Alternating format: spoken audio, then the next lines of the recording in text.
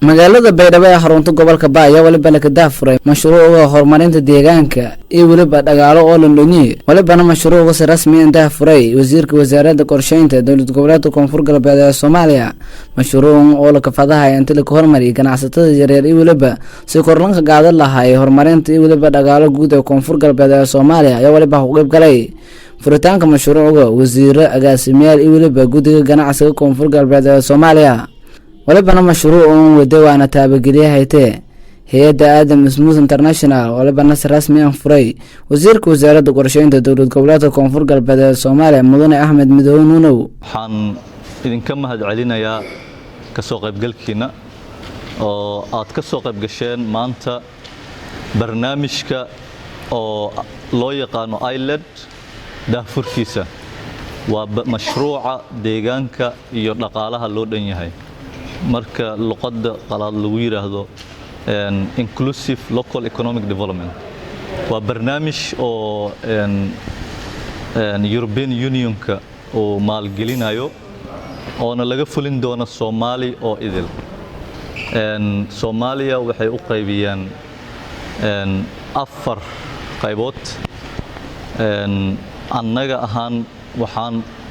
xignaa qaybta la yiraahdo Shabeelle corridor door corridor u qaybiyaan kor Somaliland corridor Central North corridor Juba corridor iyo Shabeelle corridor marka mashaariic oo horumarineed waaye ay rabaan inay ka fuliyaan hadeerna ilaa iyo sida ay noo sheegeen presentationka ay noogu sharxi doonaan mashaariicdaas iyo waxa laga damacsan yahay marka annaga waxaan inta u fadhinaa laba arrin kow in dadka technical teamka ah ay hogaaminayaan dadka aan soo sheegay afartan saraakiil inay noo sharaxaad nooga bixiyaan barnaamijkan iyo wuxuu yahay iyo waxa laga damacsan yahay kow laba in aan siino talooyin oo ku aadan meesha mudnaanta la siinayo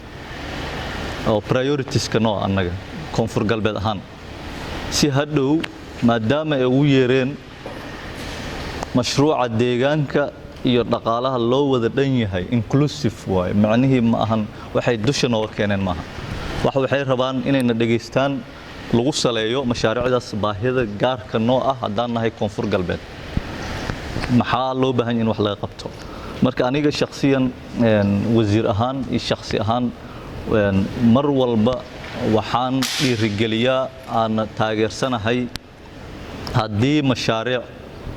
hay'adaha iyo donor community ay noo keenayaan mashaariic horumarineed inay ahaato waan ka soo daalnay in mar walba gargaar iyo humanitarian waa noo qaban waayaan humanitarian marka waa waqtigii laga gudbi lahaa humanitarian oo faa'iidadiisa aan soo aragnay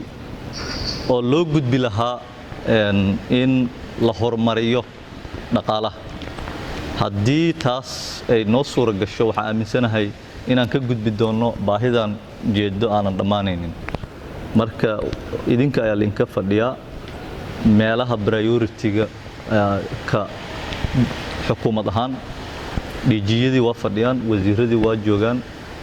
business community waa nala joogaan hay'adihii kale waa joogaan dhammaan waxaan aaminsanahay inaan